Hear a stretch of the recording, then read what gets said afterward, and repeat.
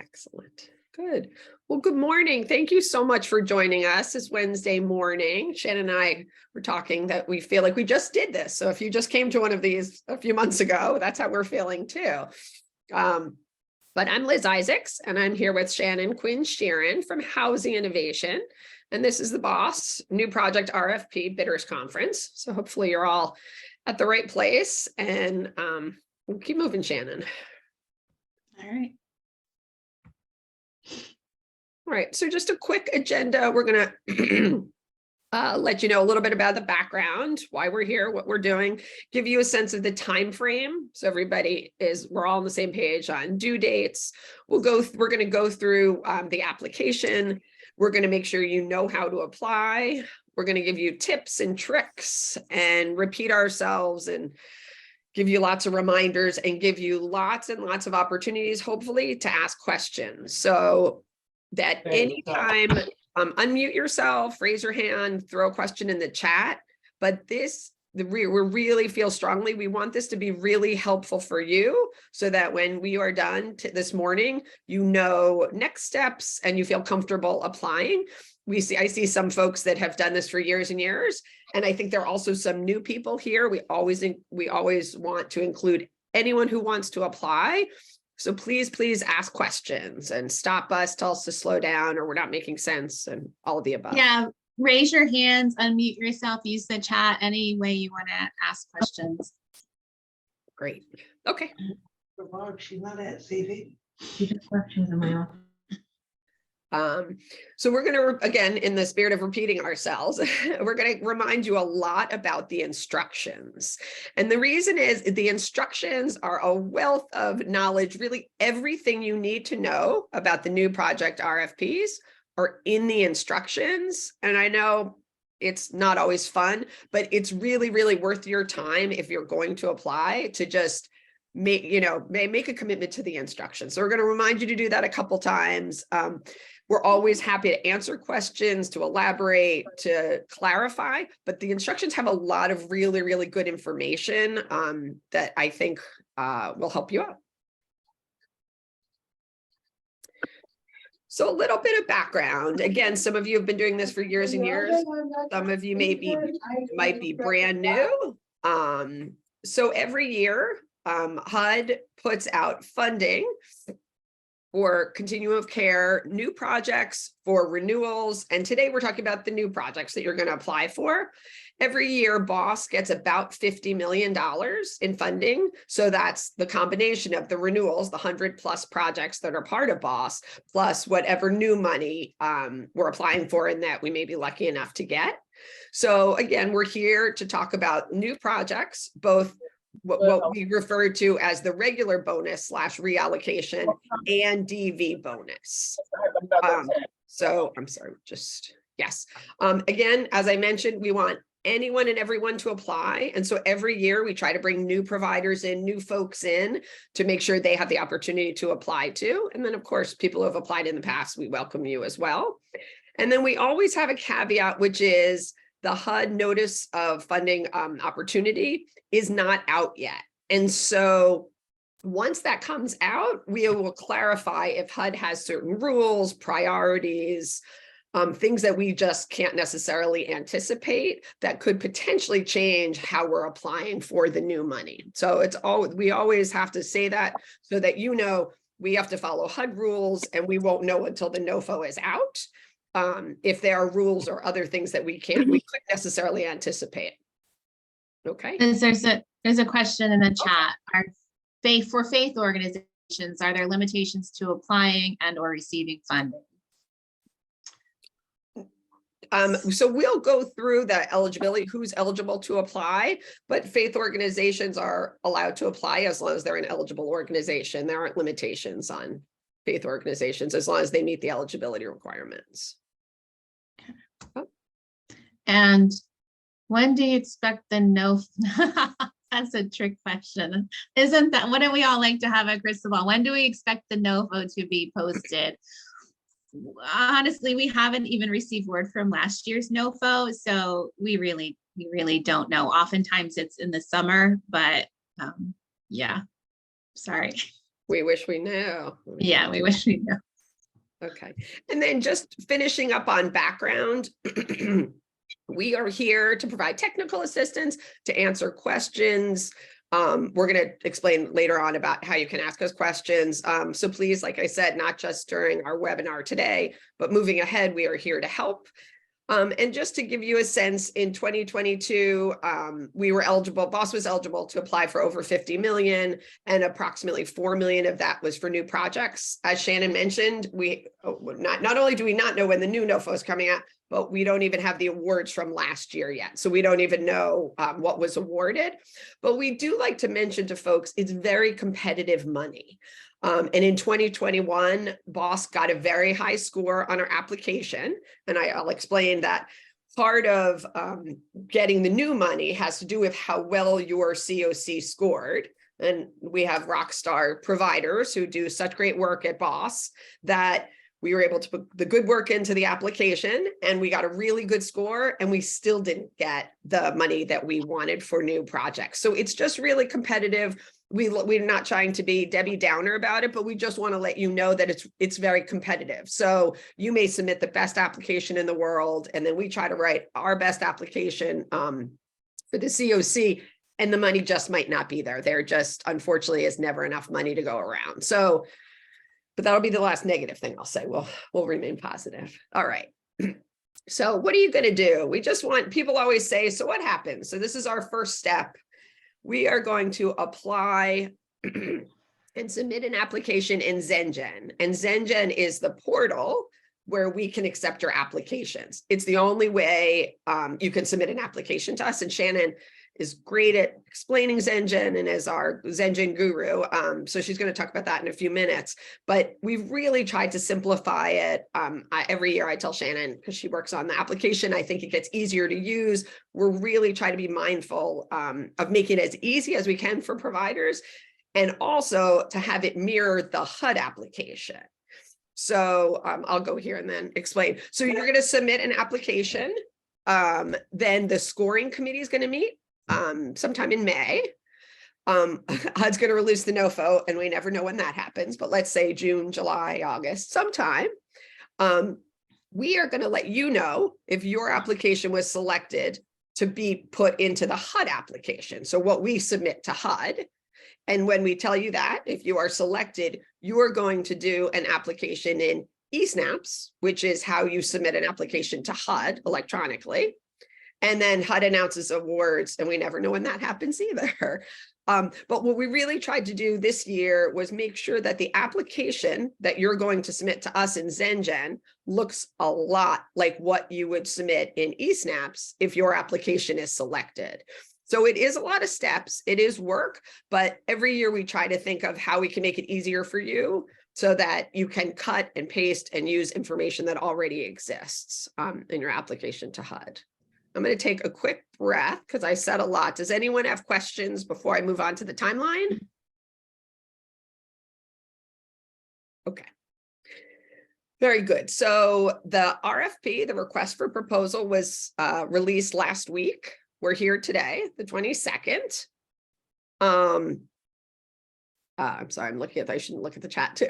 The RFP questions are due April 3rd. So let me explain a little bit about this. You can ask us questions, up until the day it's due. That being said, we like to be planful and get as many questions as we can up front so that we can release an FAQ to everyone. So if you have a question, it's a good chance someone else has the question and would benefit from the clarification. This also allows us to have some time to do some research if we have to go to HUD to ask a question, if we have to bring our team together. So please try, if you can, to get questions in by the 3rd. That being said, if ZenGen isn't working for you or you have another clarification question, we are around to answer questions, but we're really trying to push this year for folks to ask them early if possible. And then we'll release an FAQ so that you can see what other folks have been asking about. Applications are due April 14th in ZenGen. We'll continue to send reminders out. We hope that gives you enough time to get your application in. The scoring committee, as I mentioned, is going to meet in May. I feel like in the spirit again of repeating ourselves, we don't know when the NOFA will be released. But once that's released, as I mentioned, we'll let you know that. And we'll let you know if your projects are going to be selected to go into eSNAPs and be submitted to HUD. We also have some steps that we do. We have the steering committee comes together to rank new projects. As I mentioned, you're going to put your new projects in eSNAPs, and we'll have to give you that time frame once we know more about the NOFO. HUD at some point announces awards, and at some point you do a grant agreement with them. Any questions? Liz, Timeline? Sylvia is asking, are any agencies ineligible due to scores? I think Sylvia is saying renewal evaluation scores or other conditions, and that's not the case this year, right? Yeah. Right. So no is the answer to that. No is the answer. Okay. Anything else? Any questions? Okay. All right. So what are you going to apply for? So you have a couple choices. You can apply for permanent supportive housing, and it's going to be this year, new units for individuals, including youth, so not families. And I should back up a little bit and let you know that the way we've chosen the project types is by asking each of the CANs, the coordinated access networks, to provide the representatives on the steering committee to provide data on what are your needs in your CAN. Do you need rapid rehousing? Do you need PSH? Do you need to serve families? Do you need to serve individuals? And then we brought the data back to the steering committee, and the steering committee made decisions about what folks can apply for. So that's just the background on the genesis of this. So new units of permanent supportive housing for individuals, service funds for permanent supportive housing projects, specifically folks who have no dedicated service funds, or for CoC projects that are getting below $5,000 per household per year. And what you can apply for is rental assistance, supportive services, and project admin dollars. Any questions on PSH? Okay. Rapid rehousing.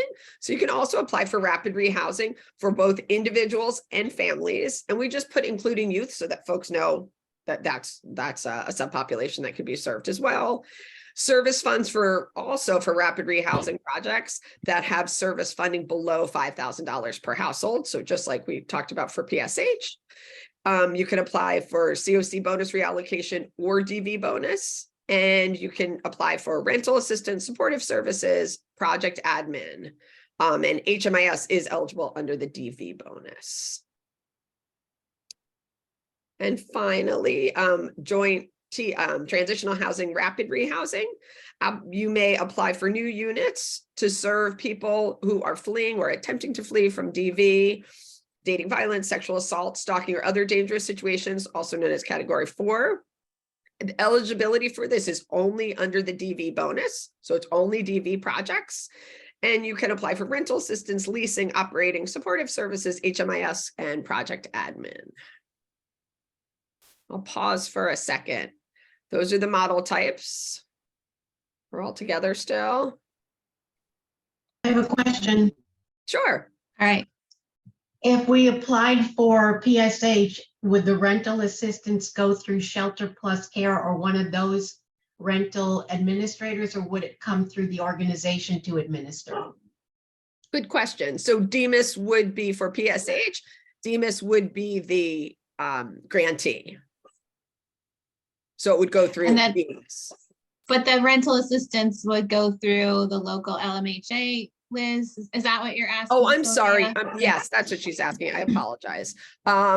Yes, so there's actually a question, I apologize, a question in the application letting us know whether the LMHA is going to do the rental assistance or whether your organization is going to do it. You're going to start with the LMHA to see if they can do it. And then if they can't, then your organization would apply to do it. Thank you. Okay, got it. Thanks. I'm sorry about my barking dog. Okay, so someone's asking, oh, I'm sorry. Well, someone's asking what is the link for Zengen? So Zengen is the platform where the online application is that you're going to open up. It has all the questions and potential responses that you are going to input. That's the vehicle through which you apply for this funding, Zen-Jen. Let me know if that clarifies it or if you have additional questions. Is there a website for that, Zen-Jen? Or is it an application? It's a web page. There's a portal. So in the beginning, and there's links throughout the slides, I put instructions for Zen-Jen for the DV and the regular application, and the link to that portal is in those. But there are also links throughout the slides for those. Okay. Yes, thank you. Yeah, sure. Great. So we wanted to just provide a little bit of clarification on expansions and how you're going to handle that. So if you're looking to expand an existing project, if you already receive CoC funds, you're going to submit your application in Zen-Jen and you're going to complete the expansion sections. Then if your project is selected to go to HUD, you're going to submit an expansion application in eSnaps. We'll remind you of this, so you don't need to memorize this. We just sort of wanted to lay it out there because every year we get questions on expansions and how it works. If you're a project that doesn't get CoC funds, you're going to still submit an application in Zen-Jen and complete the expansion sections. But then if you're selected, you're going to submit a regular new project application in eSnaps. So again, you don't need to commit this to memory. Every year we get questions about how to submit and what it's going to look like. So if this applies to you, here's a little information. If it doesn't, you can pretend I didn't talk about it, and we will continue to remind you about how to handle this. Okay. Okay, there's a question in the chat. Oh, never mind. It's direct. I'll get it. That's fine. Okay. Great. So we were just talking about this. Someone asked about faith-based organization, which is totally fine, as long as it's an eligible applicant, which means it's a not-for-profit, it's a state or local government. I know we always say this, the instrumentalities of state and local governments or a public housing authority. What you are limited for is only one type of project per CAN. So if Sylvia is going to apply in New Haven, Liberty can apply for 2 rapid rehousing projects, but you can apply for 1 rapid rehousing project and 1 PSH project. Okay. Yeah, there. And then what are other requirements? So if you're going to apply, you need to make sure that you are going to participate in HMIS or HMIS comparable database. If you're a DV provider, you must participate and get referrals only through CANs. So you have to use the coordinated access network. You have to comply with all of the many HUD and CoC requirements and policies. You need to be in good standing with HUD. And when you take a look at the application, you'll see other guidelines and rules that you are signing up for if you're going to apply for the money. Someone in the chat asked, all of these projects must meet the dedicated plus definition, and the answer is no. Only PSH, permanent supportive housing projects must, the people entering must meet the dedicated plus definition, but not the other types of projects. Is this the right slide or next slide? Oh, next slide. Okay. Oh, we were just talking about this, right? So links to the application. We just wanted to make sure we give you the links lots and lots of times. And also, if you go to the CT Boss website, if you go to the competition page, all of the links and everything we've talked about, including the recording for the webinar and the slides will be there. All right, so the slides are there now. Oh, they're there now. So common sections, this is what everyone's going to complete. Right, next slide. Yeah, so you're going to do an applicant profile. You're going to tell us about your agency's experience, how you're going to carry out the project, how you're going to use a housing first model. We ask questions just like for those of you who have done the HUD application. You know, HUD wants to know about basic organization, your management structure, your financial management structure. So our questions really mirror the questions in eSnaps. We're also going to ask you how you're going to meet the unique needs of the folks that you're serving. And then for DV projects, there are DV specific questions. I just want to highlight here, we again, this is something we highlighted a couple of times, but every year we tweak the questions a little bit. So something that we asked you last year about your organizational management structure might have an extra bullet in it this year, or might have been tweaked a little bit. So if you have saved your applicant profile from last year and you still have responses to that, please still look at each question and look at your response to make sure you're answering what was asked for this year. Yep. Great. So we're going to ask everybody to do a project description. How are you going to address the housing needs of your participants? What are your projected outcomes? So what does success look like for the project? How you're going to coordinate with partners? And we're going to ask you when your project's going to start and when you're going to be at full capacity. And Shannon and I will talk about this a little later too, but I'll just do a plug for it now, which is this is your time to really, you know, brag about your agents, how your agency is going to do this project, but be very, very specific. You know, every year the scoring committee gives us feedback that we provide back to you. And one comment is that they really want to know what makes your agency and your project unique. So if you talk about partnerships, you know, list the names of the partners, be specific on how you're going to engage tenants to participate with those community members or community partners. So I just wanted to do a plug for, as you're writing this, to you know, make it as uniquely your agency, your project as you can. Okay. Let me see. Okay. Oh, sure. Questions. Would a sexual assault project answer the DV specific questions? So if you are applying for DV bonus funds, all the DV specific questions are going to be in there and will come up and will most likely be required for you. So that's the answer to that. Is PSH project funded through DEMIS or HUD? PSH project is, all of the projects are funded by HUD if they are funded. And if you're applying for PSH, DEMIS will be the grantee. And then you, the agencies that we're speaking to here, would be the subrecipient.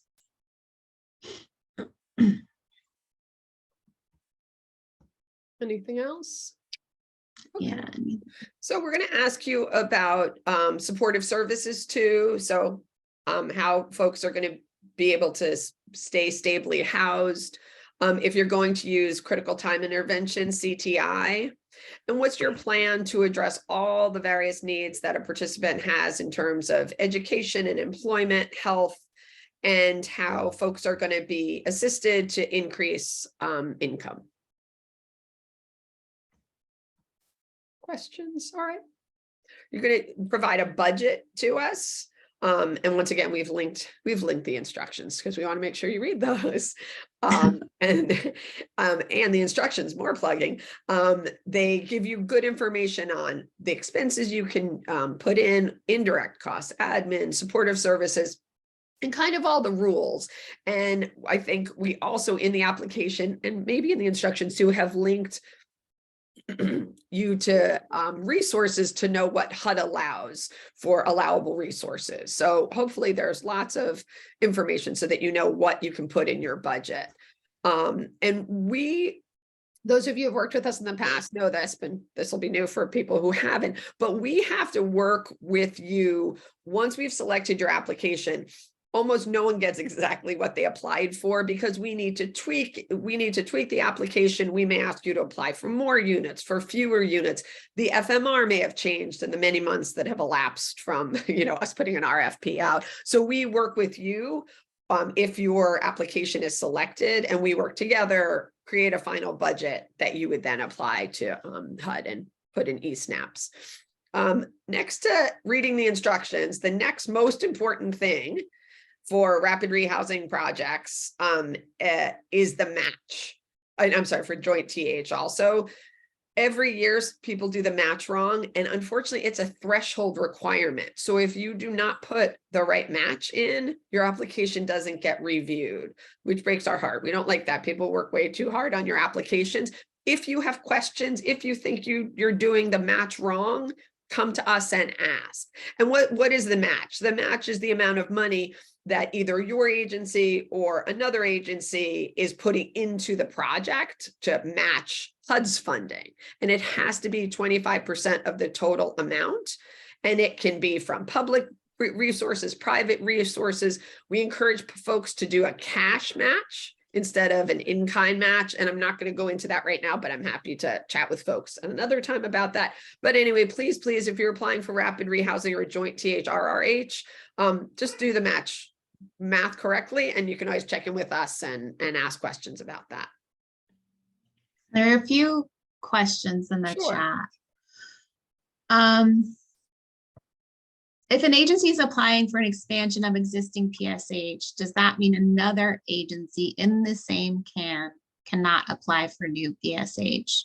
No, that's a great question. I realize that when the that we have that note on it, that it could read like that in the slide. No, anyone, it just is the same agency cannot apply for like 2 rapid rehousing projects in New Haven, but the same agency could apply for rapid rehousing in New Haven and rapid rehousing in Central Can. That would be fine. I apologize, barking dog. And if you're applying for a DV joint THRH, don't currently receive HUD funds for that. Let me see.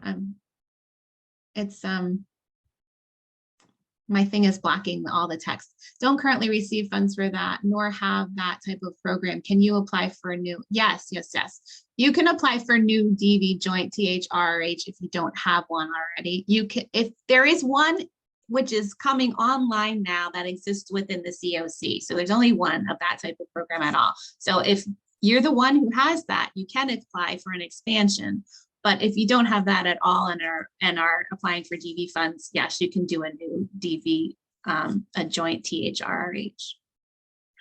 And then lastly, we go over the number of applicants by CAN again. Was it only 1 PSH per CAN or per organization? Yep. So just per organization. Organization, yeah. Yes. So yeah.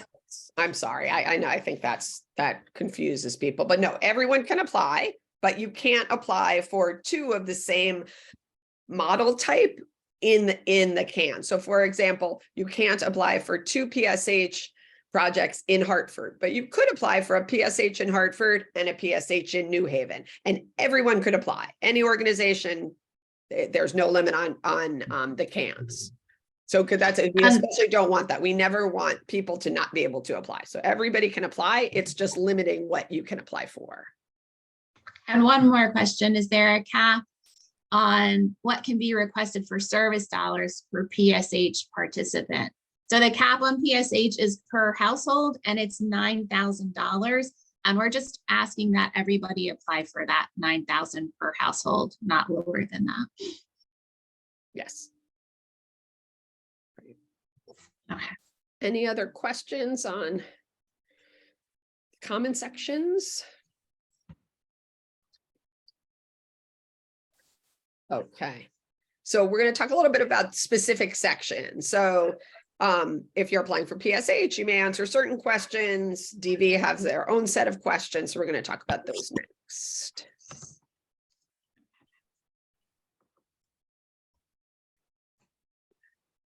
So for, and see, this is, we have on our 9,000. So PSH combines, as you know, affordable housing assistance and services to address the needs of people experiencing homelessness and meeting the HUD definition of disabled.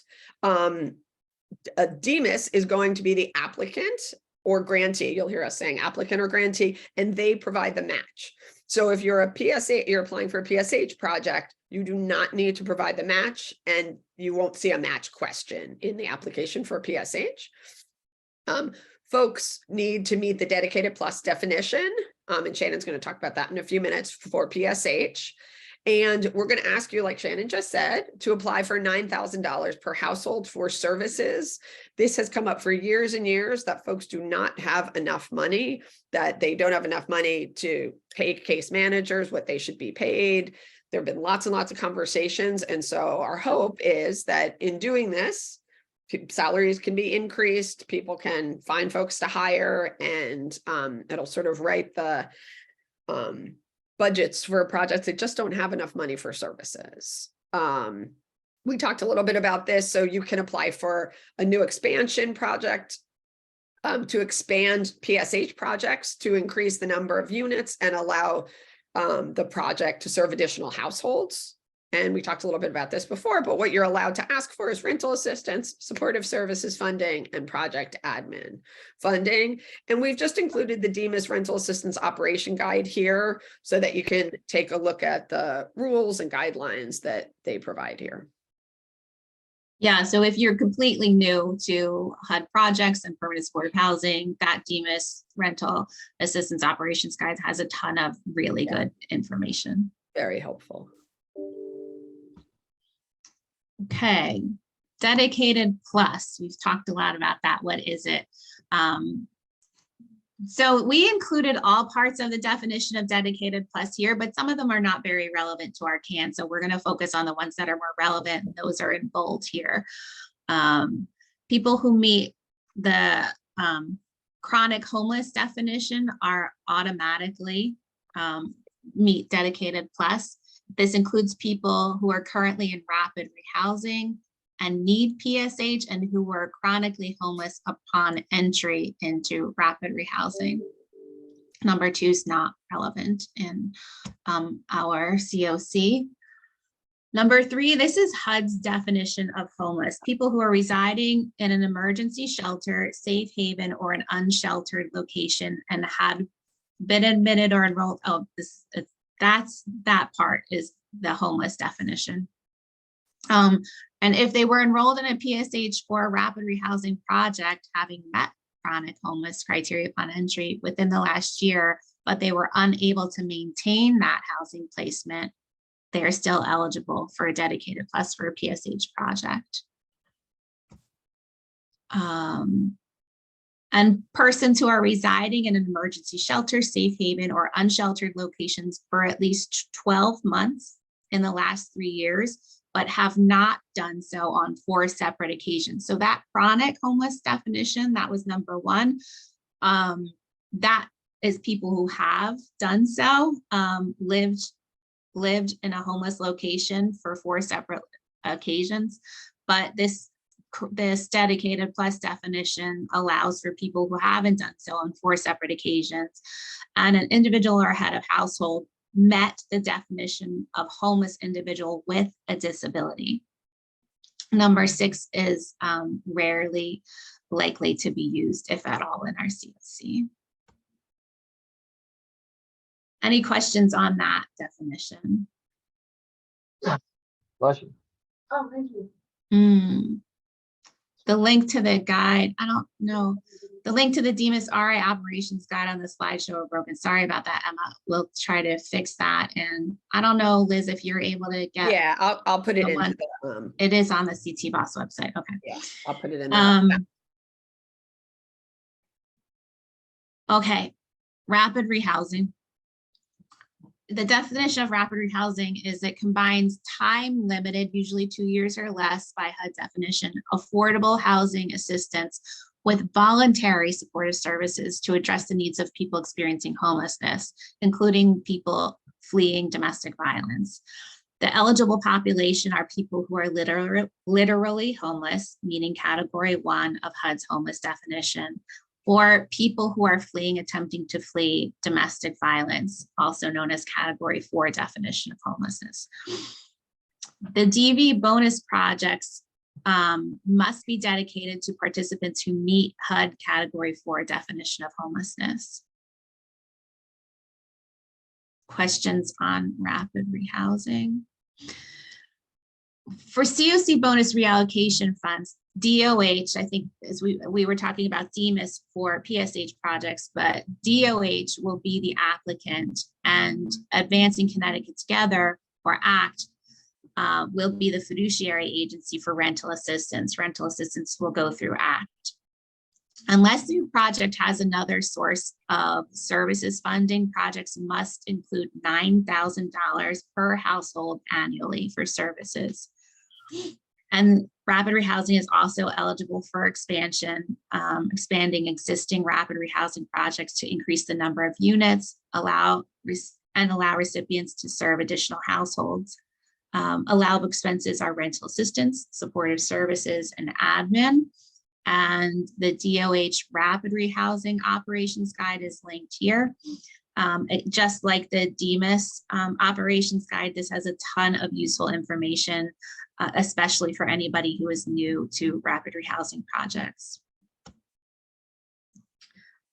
DV bonus rapid rehousing, DOH, Connecticut Department of Housing will also be the applicant for these types of projects. And Connecticut Coalition Against Domestic Violence, or CCADV, will serve as the fiduciary agency for rental assistance for DV bonus projects. Again, as Liz mentioned earlier, these projects can apply for HMIS funding. And there's a couple extra parts in the application for these projects, including how your proposed projects will meet the specific needs of survivors, and quantified outcomes that demonstrate prior performance of the applicant in serving DV survivors. And these questions also, as Liz indicated on other questions here, they mirror the HUD application. So HUD asks us those. Who's the applicant for us? So I think I just answered that the Connecticut Department of Housing is the applicant for rapid rehousing. Oh, yes.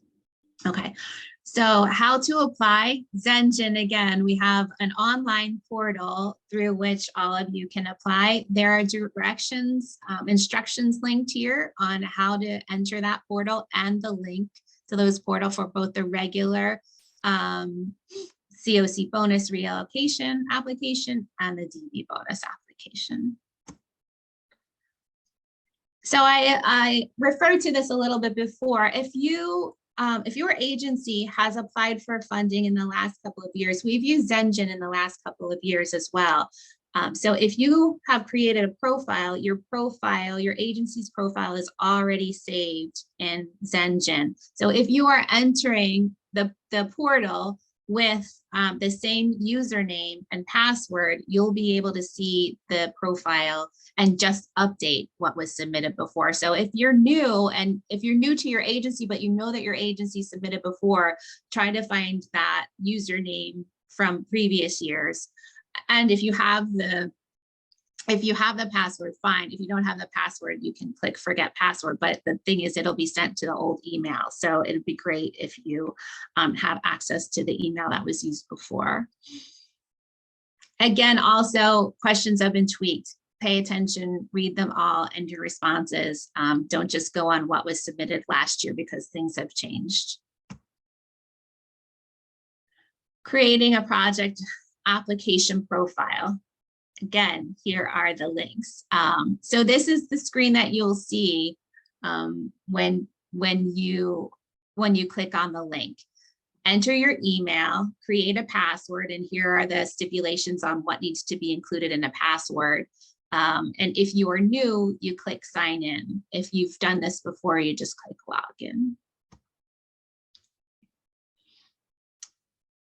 Next, it brings you to this screen where it'll ask you to create a profile. Click that. Again, if you haven't created a profile before, if you have created one before, there'll be a button that says edit, and you can click on the edit to go through all the questions and responses from last year and anything new that was added for this year.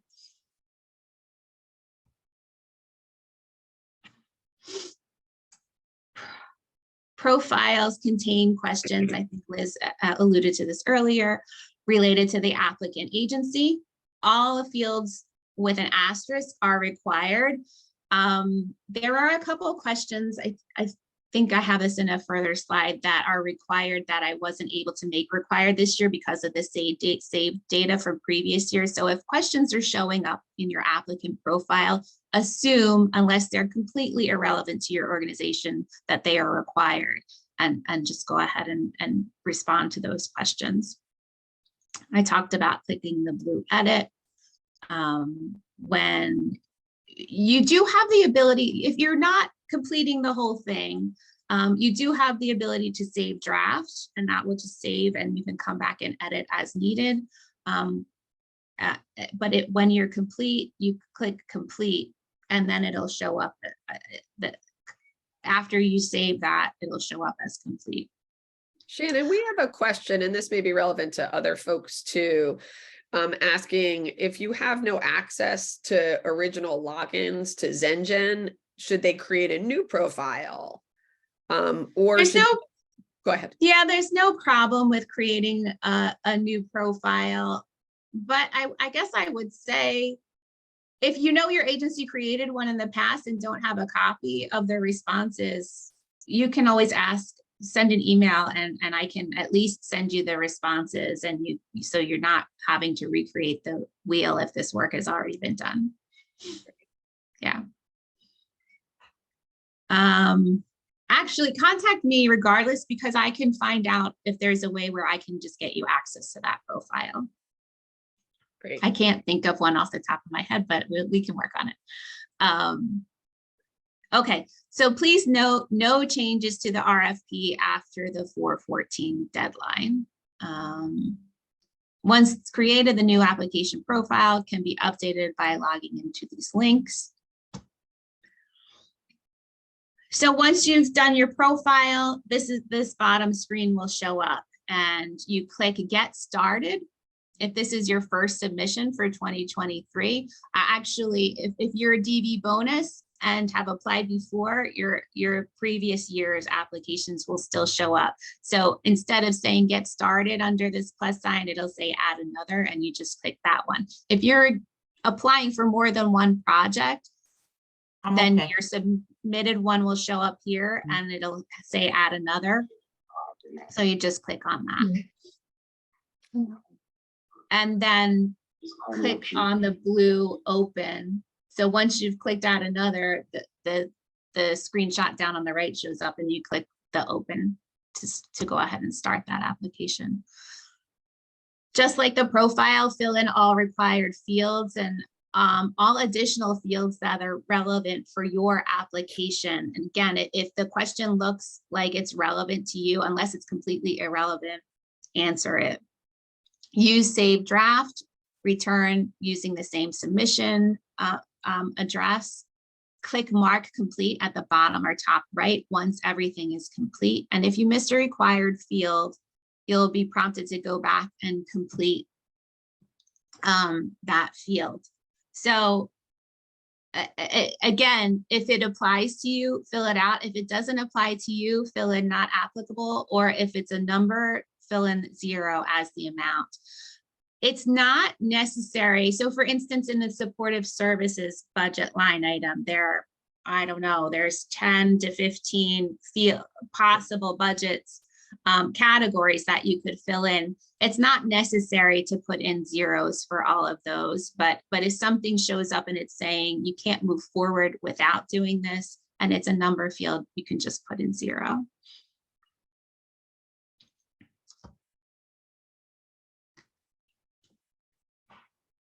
So you hit complete, and this is the next screen that shows up. It's not actually submitted yet. You have to click the green submit button in order for it to be submitted, and then a screen will pop up saying your application has been submitted, and you'll also receive a confirmation email.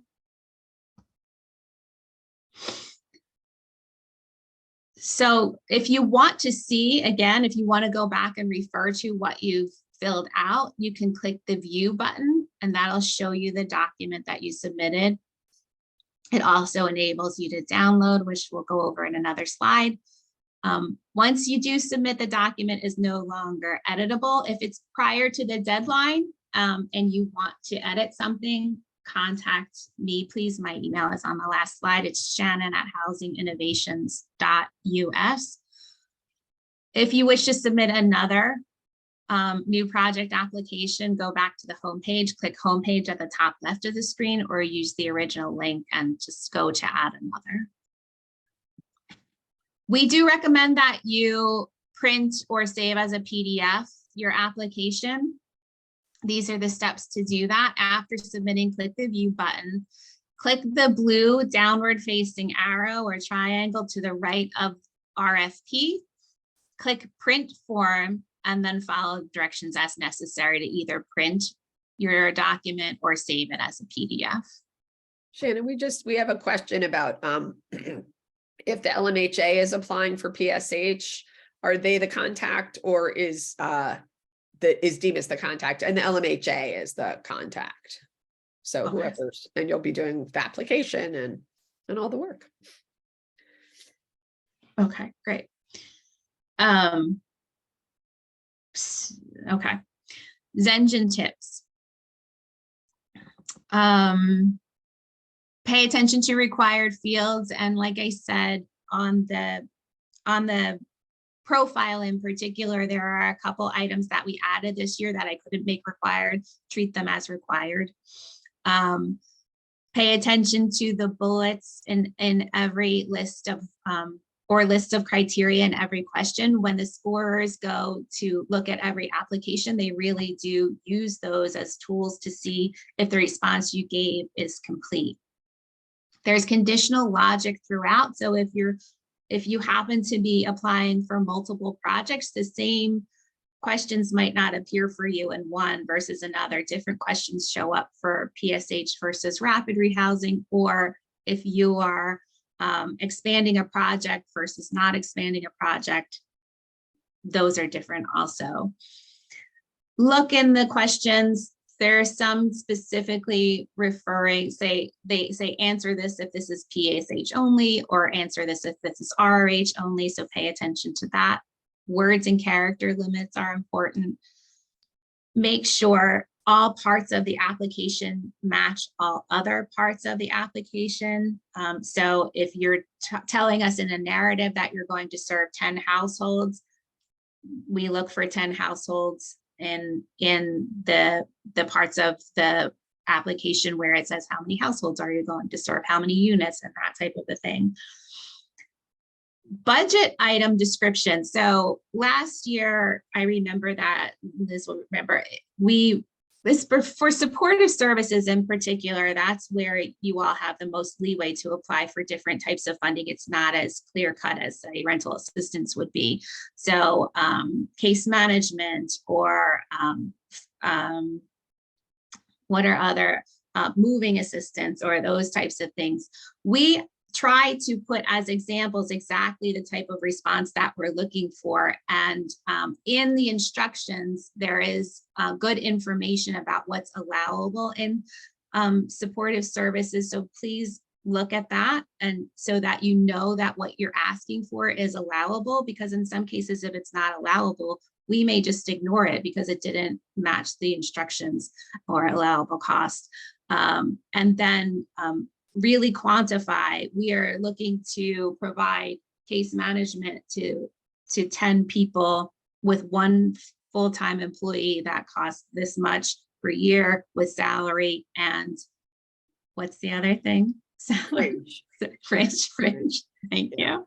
Yeah, that's great to highlight though, Shannon, because every year, we'll get an application that just says like $62,000, and we really need to know what the salary is, how many full-time equivalents, how many FTEs you have, what the fringe is. People will say like 20% fringe, or like even to that extent of detail, how much the fringe is. Yeah. Yep. So pay attention to any attachments also. If they pop up as required, you're going to get an error. It's going to pull you back to those if you didn't go ahead and attach those documents.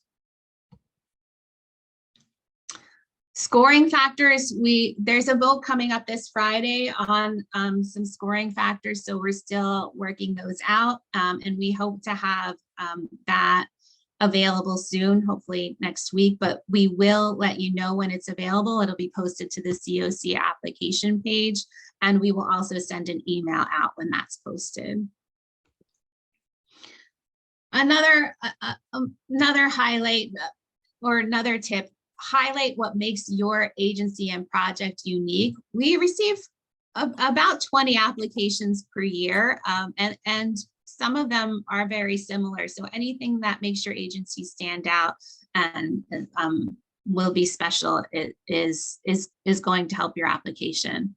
Provide concrete examples of how participants will be served, and data are always appreciated in those concrete examples. Name your partner and community agencies and how you're going to coordinate with them. Actually, I had another something written down from the scoring committee. So for instance, how participants will be served, concrete example, participants will receive case management services involving at least monthly with potential for more should be needed visits. An assessment of need along with service planning involving participant-driven goals will be conducted at least every 6 months. These are kinds of details that are really appreciated when the scoring committee looks at projects. Application tips number 2, again, all parts of the application should work together. The budgets, excuse me, should match the narratives, and services should be tailored to the target population. Make sure you meet the match if you're rapid rehousing or joint THRH project, and ensure for supportive services, the project meets the funding requirement. That we talked about posting a frequently asked questions document. We'll pull that information together and put that on the CoC application page, and we will let you all know when that's posted. To get the email where we're gonna let you know that, please sign up for CT Boss emails and the link here if you haven't already. And the deadline again to submit your questions to get it in the FAQ is 4/3, April 3rd. The application due date again is April 14th. Refer to the project instructions early and often for definitions, program descriptions, allowable expenses. Sign up for emails. Here's the link to the CoC application page and the instructions once again.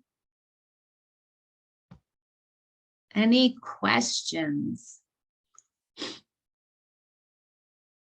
Not seeing. Someone in the chat is asking me to reach out I don't have your email, so either give me your email or email me directly, please. And my email is, well, here, it's right on this slide. Shannon, it's Jennifer. I actually got it from Liz. Thank you. Oh, great. Oh, great. Thanks so much. I have a question. Sure. I was wondering that last the scoring example that you read about case management and the potential, meeting monthly and the potential for more. Can you read that again? I just wanted to hear that one more time. Yeah, let me go back to that.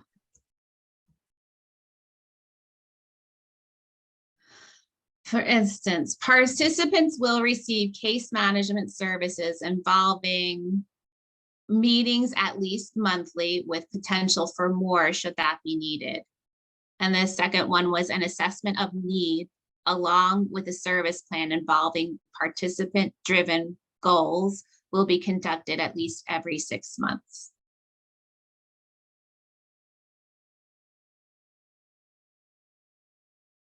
Okay, thank you. Mm-hmm. I'm putting the slides in the chat. I put it to an individual, not to everyone. So I'm putting the slides in the chat one more time. We usually don't email them individually to people. But if people need them, they're in the chat and they are also on the website. Yeah. Any other questions, concerns? criticisms. We do take critical feedback. We try to improve the process every year, so we'll take that too. It's a lot. We're mindful. It's a lot. So someone's asking, can a PDF version of the?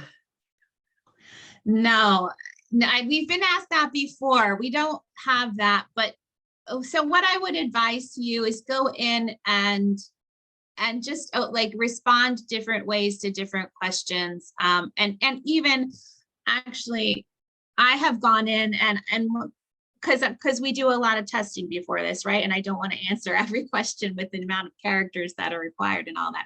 So even if you just put a few words in or gibberish, honestly, it will open up the next question and the next question. So if you do that and then use the print feature, that can be a way that you can look at it more in its entirety. But no, unfortunately, there's not a PDF version to view the entire application. Yeah, because of the conditional logic that Shannon's so good at and does in ZenGen, it you know, depending on how you answer the question, you're going to get different set of questions. But like Shannon said, as soon as you answer the first couple and then just put whatever in, you can get the application that you would complete given your set of circumstances for your project.